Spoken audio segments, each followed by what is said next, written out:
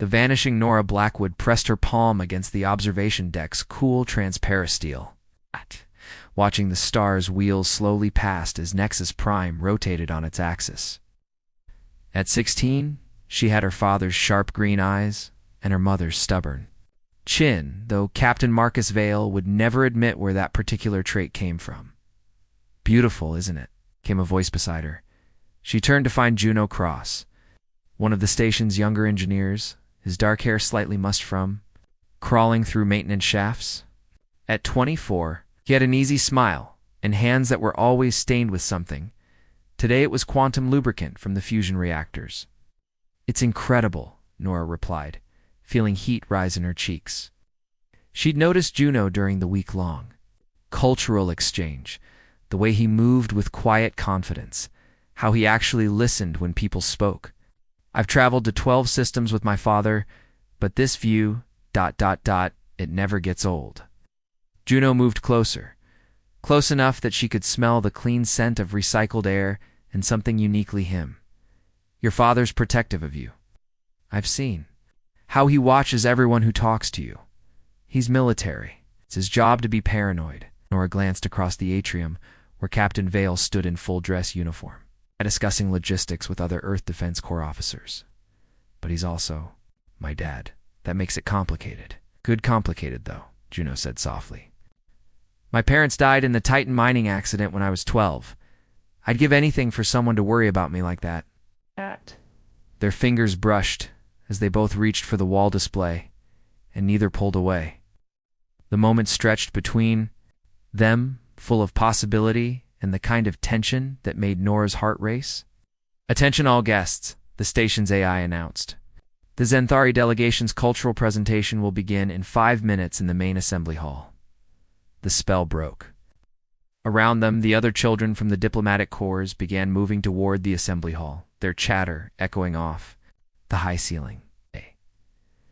Nora reluctantly stepped back from the observation window. "I should go," she said. "Father expects me to make a good impression." "Nora." Juno caught her hand. "After the ceremony, would you like to see the reactor core? I could show you how we harness stellar plasma. Not exactly romantic, but I'd love that," she interrupted, her smile bright enough to power the station in the assembly hall. 15 children from various Earth colonies sat in the front rows while their parents and guardians filled the seats behind them. The Zenthari delegation had arranged themselves on the stage.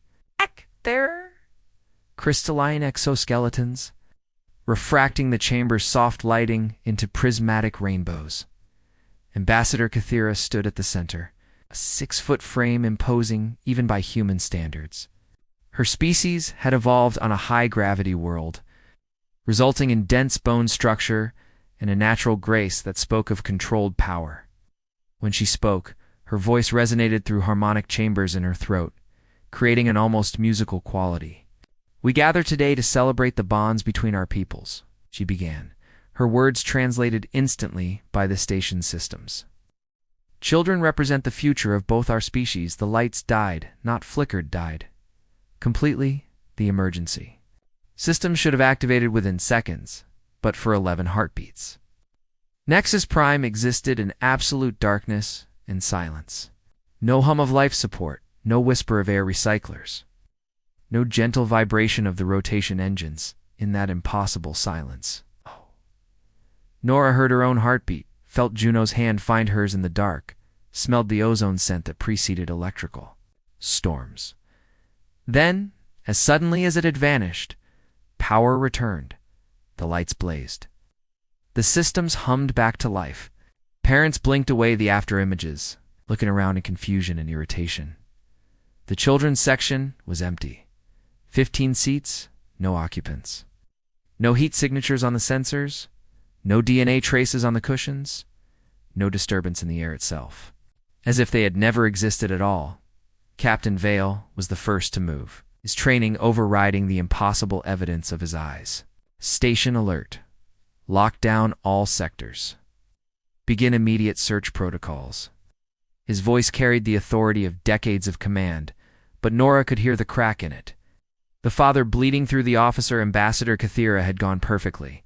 Still, her crystalline features unreadable. "This is unexpected," she said, her harmonic voice somehow flat. "Our sensors detected no spatial disturbance."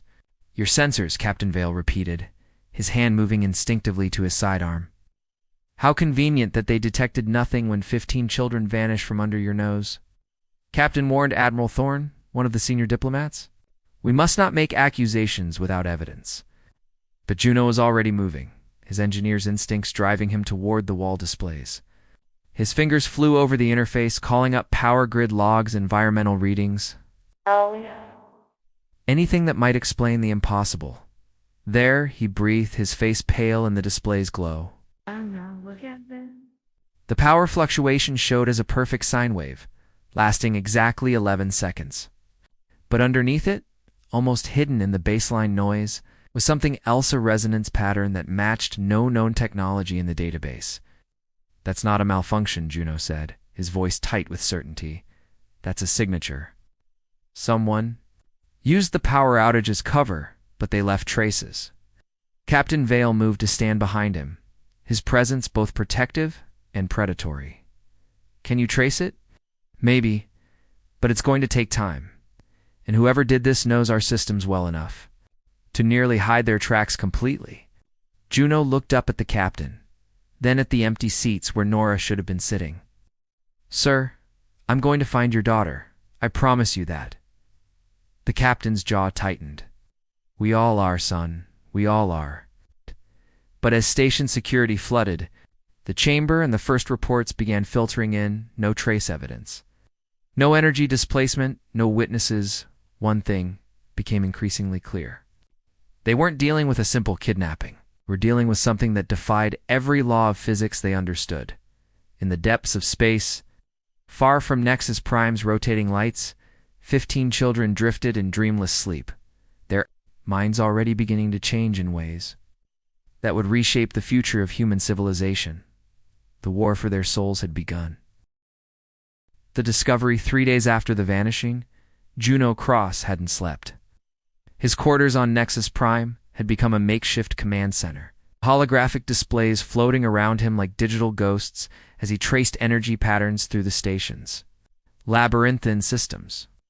"You need to eat something," Zara Reeves said, sliding a meal pack across his cluttered desk. The communications officer had been working alongside him since the first night, her auburn hair pulled back in a practical ponytail, dark circles under her brown eyes matching his own. "Can't stop now," Juno muttered, manipulating a three-dimensional energy map with practiced gestures. "This resonance signature, it's not random. Look here." He highlighted a section of the display. "The pattern repeats every 7.3 seconds, but only during the blackout. It's like ... like an activation sequence." Zara moved behind his chair, her hand resting on his shoulder. The contact sent warmth through his exhaustion, a reminder that he wasn't facing this alone. "You're brilliant. You know that?" He looked up at her, seeing his own desperation reflected in her eyes. Somewhere in the past 72 hours, their professional partnership had become something deeper, born from shared purpose and the intimacy of working side by side through crisis. "I have to be," he whispered. "Those kids, ... Nora, they're counting on us." A soft chime announced an incoming transmission. Commander Wraith Sterling materialized as a hologram, his steel-gray hair and weathered face speaking of decades in Earth intelligence. Behind him stood Dr. Vera Hendricks, a xenobiologist whose reputation preceded her. "Cross, Ms. Reeves," Sterling nodded curtly. "We've been analyzing your energy signature data. Dr. Hendricks has some insights." Stepped forward, her silver hair catching the projection light. "The resonance pattern you found matches theoretical models for quantum consciousness transfer, a technology that shouldn't exist outside of academic speculation." "Consciousness transfer?" Zara's grip tightened on Juno's shoulder. You mean? "They didn't just take the children's bodies. We believe they extracted their minds," Dr. Hendricks confirmed grimly. "The Zentheri homeworld has gravity nearly 3 times Earth normal. Human children couldn't survive there in their original forms. But if you could transfer their consciousness into modified bodies, they're building super soldiers." Sterling finished, Human creativity and adaptability in Xanthari-enhanced forms. Juno felt sick. Where are they? Can we track the transfer signal? We've triangulated the source to a facility called Haven's Edge, hidden in the Kepler asteroid field. It's not on any official charts. Sterling's expression hardened. We're assembling an infiltration team. Your technical expertise could be crucial. Cross. I'm going to, Zara said immediately. If they're using quantum communication arrays, you'll need someone who understands their protocols. Sterling studied them both. This isn't a rescue mission, it's intelligence gathering. The risk is enormous. Those children are worth any risk, Juno replied without hesitation. Later, alone in Zara's quarters as they prepared for the mission. The weight of what they faced pressed down on them. She sat on her bed, checking her equipment one final time, while Juno stood at the viewport watching the stars. Juno. Her voice was soft, uncertain. Something happens out there. ... He turned to find her looking at him with an expression that made his heart race. Without thinking, he crossed to her, kneeling beside the bed to take her hands in his. Nothing's going to happen, he said firmly. We're going to get those kids back, and we're going to come home. Promise me, she whispered, her fingers intertwining with his. Promise me we'll have time afterward. Time to figure out what this is between us. Instead of answering with words, he leaned forward and kissed her. Soft at first, tentative, then deeper as she responded. When they broke apart, her forehead rested against his. I promise, he breathed against her lips. Have all the time in the world. The next morning, they assembled in the docking bay with the rest of the team. Dr. Hendricks had brought specialized medical equipment, while Sterling carried enough weapons to arm a small battalion. Their ship, the Whisper, was designed for stealth mat, black hole, dampened engines, and a quantum cloak that would make them nearly invisible to sensors. As they departed Nexus Prime, Juno found himself thinking of Nora Blackwood. Was she still alive? Still herself? The thought of that bright, curious girl trapped in some alien laboratory made his hands clench into fists. Incoming transmission. From Haven's Edge, Zara announced from the communication station. It's heavily encrypted, but I'm reading human neural patterns. Can you enhance it? Sterling asked. Zara's fingers flew over her controls. Static filled the cabin, then resolved into something that made them all freeze. A child's voice, distorted but unmistakably human. Help us, please. We're changing, but we're still us. Don't let them finish what they started. The message cut to static. In the silence that followed, Dr. Hendricks spoke first. They're still conscious during the process. Dear God, they're aware of what's being done to them. Sterling's jaw tightened. Change of plans. This is now a rescue mission. Get those children out, whatever it takes. Juno squeezed Zara's hand, drawing strength. From her presence, how long until we reach Haven's Edge? 18 hours, she replied, her voice steady, despite the tears in her eyes. 18 hours to prepare for the impossible. 18 hours to ready themselves for a fight that would determine the future of 15 stolen souls. In the depths of space, surrounded by stars that had witnessed the birth and death of civilizations, for humans prepared to challenge the boundaries of science and morality, the real battle was about to begin. Behind them, Nexus Prime grew smaller, its lights fading into the cosmic dark. Ahead lay Haven's Edge, and with it, answers that would shake the foundation of everything they believed about consciousness, identity, and what it truly meant to be human. Time was running out, but hope fragile and fierce burned, brighter than the stars themselves. The infiltration Haven's Edge hung in the void like a metallic cancer, its angular surfaces drinking in starlight and reflecting nothing back. The facility sprawled across 3 connected asteroids, their surfaces carved and hollowed until only a shell remained a perfect camouflage in the endless field of space debris. Jesus' Zara breathed from the pilot's seat of the Whisper. How many children could they process in something that size? Thousands, Dr. Hendricks replied grimly, studying the facility's scans. This isn't just about our 15. This is an industrial operation. Commander Sterling finished checking his assault rifle for the 3rd time. You go in silent, gather intelligence, and extract our targets. No heroics, no unnecessary risks. Juno activated the quantum cloak, watching their ship fade from its own sensors. Entry point is here, he said, highlighting a section of the facility's lower tier. Old mining shaft, probably forgotten. Environmental readings show breathable. Atmosphere beyond the first airlock. They docked with barely a whisper of contact. The whisper's magnetic grapples finding purchase on the asteroid's pitted surface. Sterling went first, his movements economical and deadly quiet. Dr. Hendricks followed, her medical scanner already active, searching for human life signs. Juno helped Zara through the airlock, their hands lingering together for a moment longer than necessary. In the reflected light of her visor, he saw his own fear mirrored back, not of death, but of losing what they'd only just found. Stay close, he murmured through their private comm channel. Always, she replied, and the word carried promises. That went far beyond the mission. The facility's interior was a maze of corridors carved from living rock, their walls lined with alien technology that pulsed with bioluminescent patterns. The air tasted of ozone and something organic, not unpleasant, but distinctly non-human. Life signs, Dr. Hendricks whispered, consulting her scanner. Multiple human signatures, but they single quotes, read ... strange, enhanced somehow. Sterling held up a fist, bringing them to a halt. Around the corner ahead, footsteps approached, too heavy to be human.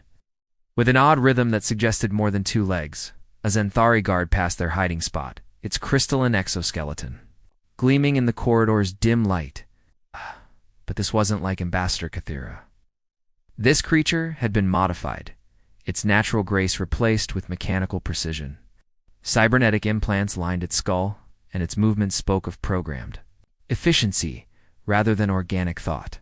They're experimenting on their own species, too, Sterling observed once it had passed. They pressed deeper into the facility, following Juno's technical intuition toward the main processing centers. Corridors grew wider, more sophisticated, lined with observation windows that looked into laboratories filled with horrors. My God. Dr. Hendricks stopped at one window, her face pale behind her visor inside. A child lay on an operating table, not one of theirs, but human nonetheless. Xanthari technicians worked around the small form, their instruments interfacing directly with the child's nervous system. The boy's eyes were open, tracking movement, clearly conscious. We have to. Juno started forward, but Sterling caught his arm. We can't save them all, the commander said harshly. Not yet. We focus on our mission. Zara's hand found Juno's, squeezing gently. We'll come back, she promised. We'll come back for all of them.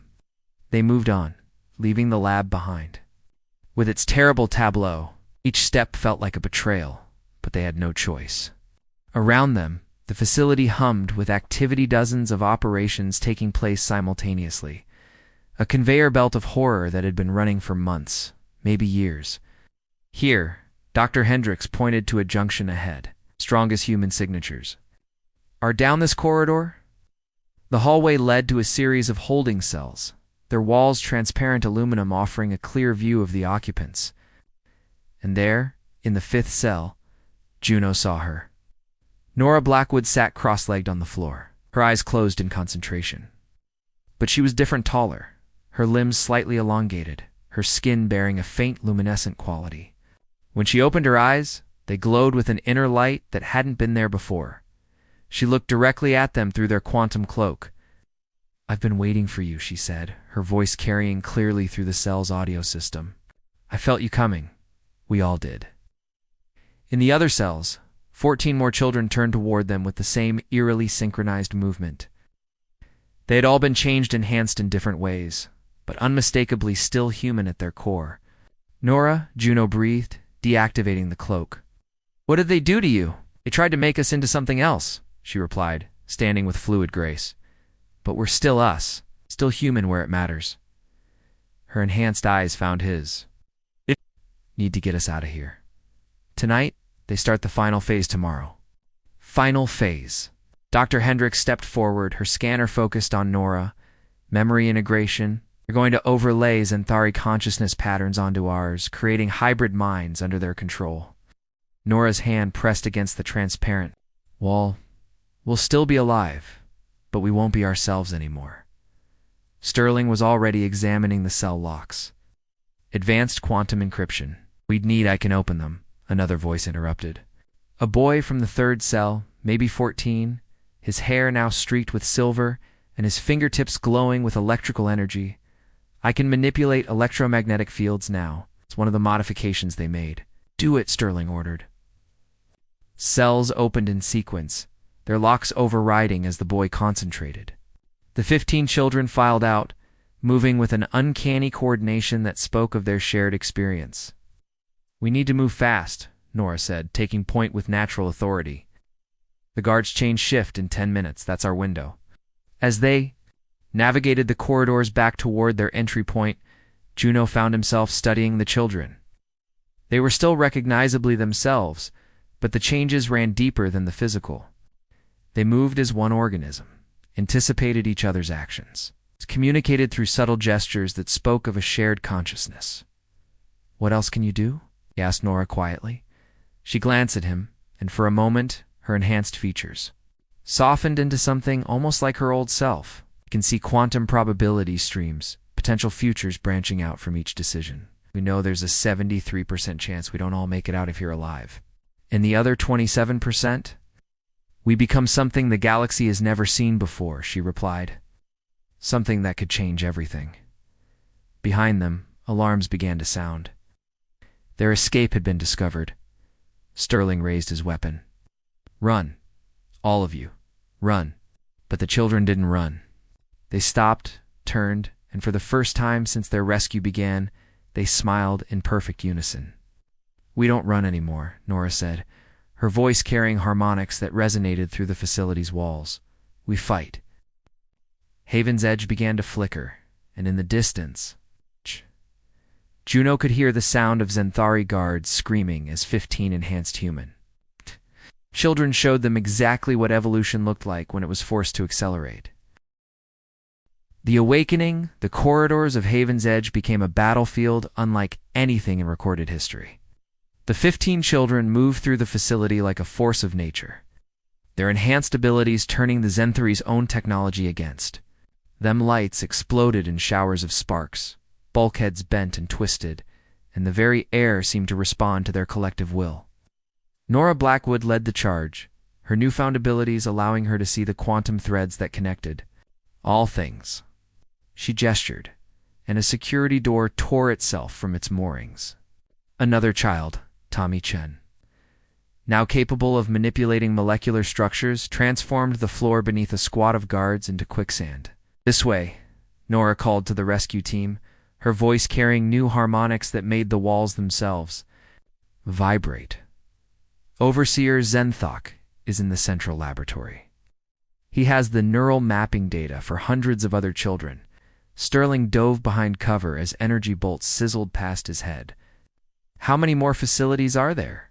17 that we know of, replied Marcus Webb, 13-year-old whose eyes now saw across the entire electromagnetic spectrum. They've been doing this for years, Commander. Dr. Hendricks ran diagnostic scans on the children as they fought, her readings showing impossible results. Their neural activity is off the charts. They're not just enhanced, they're evolving in real time. Juno helped coordinate their movements through his technical interface, but his attention kept drifting to the larger implications. These children weren't just victims anymore, they were becoming something beyond human comprehension. Zara, can you establish contact with Nexus Prime? He called over the sound of battle. Working on it, she replied, her fingers flying over. Her portable communications array. The facility's jamming fields are... Wait, I'm getting something. It's Captain Vale. The holographic projection of Nora's father flickered to life, his face haggard with worry and sleepless nights. Report, Commander Sterling. Do you have them? We have them, Captain, Sterling replied, ducking as another energy blast scorched the wall above his head. But the situation is more complex than we anticipated. Captain Vale's eyes found his daughter as she telekinetically hurled a massive piece of equipment at their attackers. His face went pale. Nora, what? What have they done to you? I'm still your daughter, Dad, Nora called back, her voice carrying clearly despite the chaos. But I'm also something more now. We all are. The facility shuddered as explosions rocked its foundations. The children had reached the power core, and their combined abilities were systematically dismantling Haven's Edge from within. We're running out of time, Dr. Hendricks warned. This whole structure is becoming unstable. They fought their way toward the central laboratory, where Overseer Zenthok waited with a contingent of heavily armed guards. But as they approached, they found someone unexpected: Commander Sterling, but not the one who had led their rescue mission, Wraith. Dr. Hendricks stared in confusion at the second Sterling, who stood chained to a neural interface array, his head shaved and electrodes attached to his skull. "Hello, Vera," the imprisoned Sterling said weakly. "I've been here for 3 days. That thing leading your team isn't me." The Sterling who had guided their mission smiled, his features shifting and flowing like liquid metal. "The children weren't the only ones we experimented on," he said, in a voice that now carried distinctly Zenthari harmonics. "Human military tactics, combined with our technology. You've been very helpful in demonstrating Earth's capabilities." Juno felt the world tilt beneath him. "You've played us. This whole rescue was designed to test the children's abilities in combat situations," yes, the false Sterling confirmed, "and to gather intelligence on Earth's special operations protocols." Very illuminating. But Nora stepped forward, her enhanced eyes seeing patterns invisible to the others. "You made one mistake," she said softly. "And what was that? You assumed we didn't know?" Her smile was terrible and beautiful. "We've been in your mind since the moment you infiltrated our rescue team. We let you think you were in control, because we needed to see the full scope of your operation." The false Sterling's expression changed.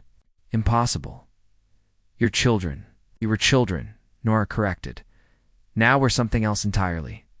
The 15 enhanced humans moved as one, their combined consciousness focusing on their captor.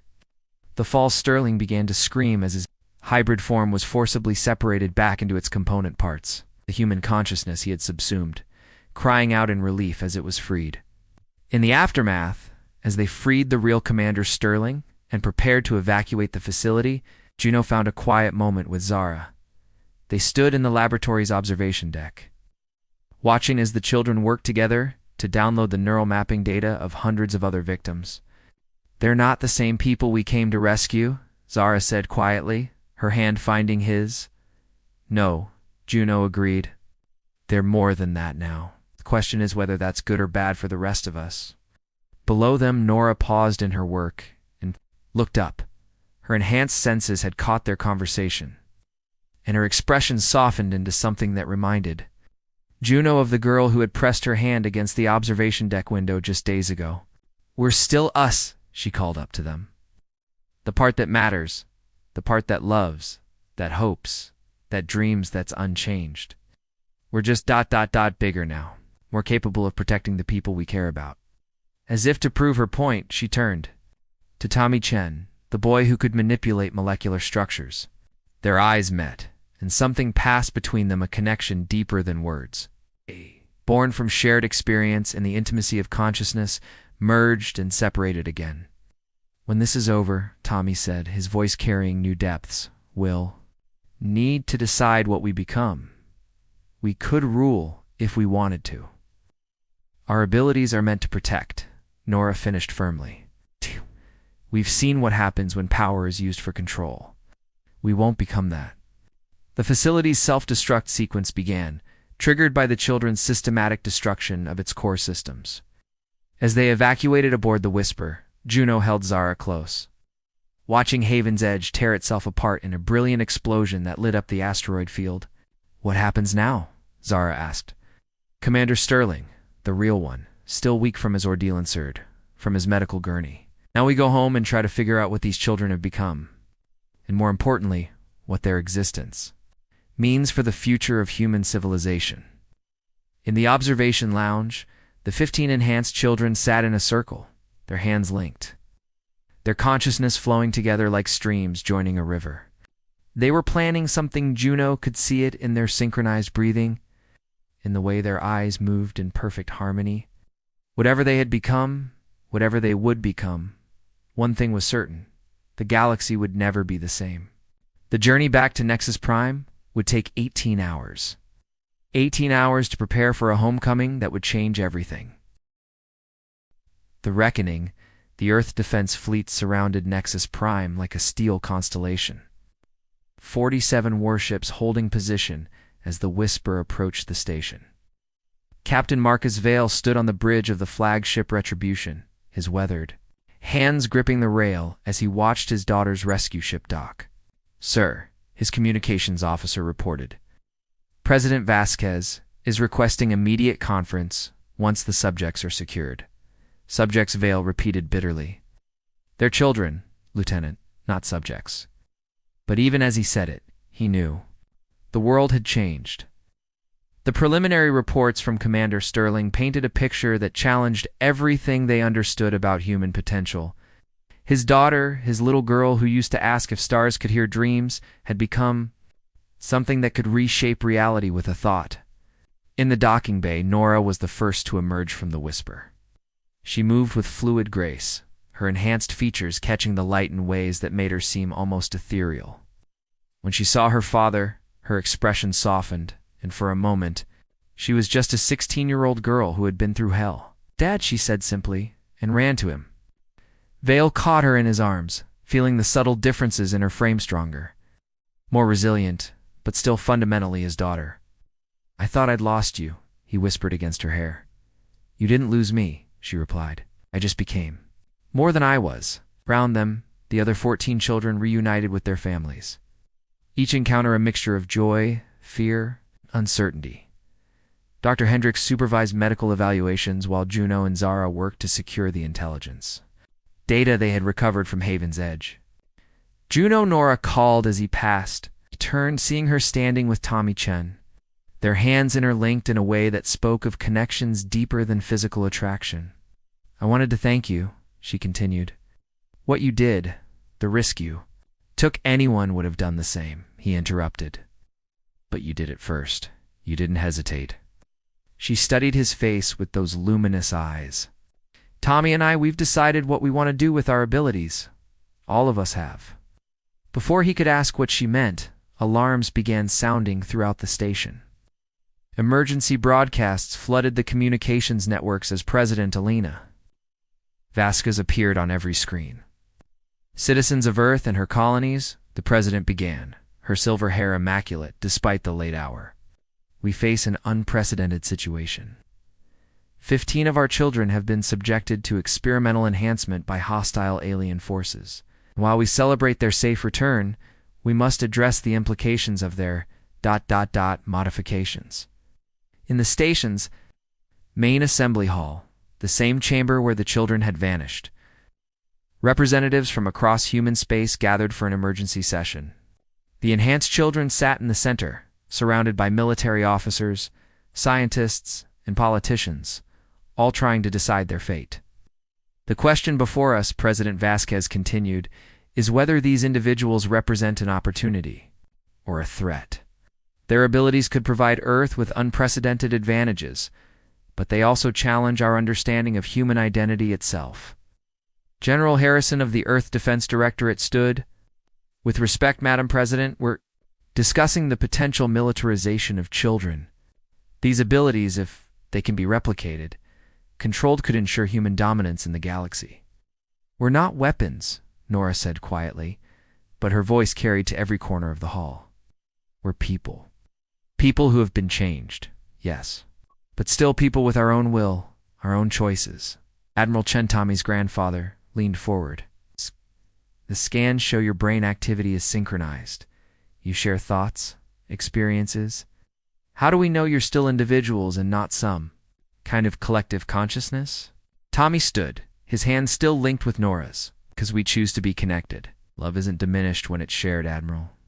Neither is consciousness." Dr. Hendricks activated her holographic display, showing the neurological data she had compiled. "What we're seeing is unprecedented in human development.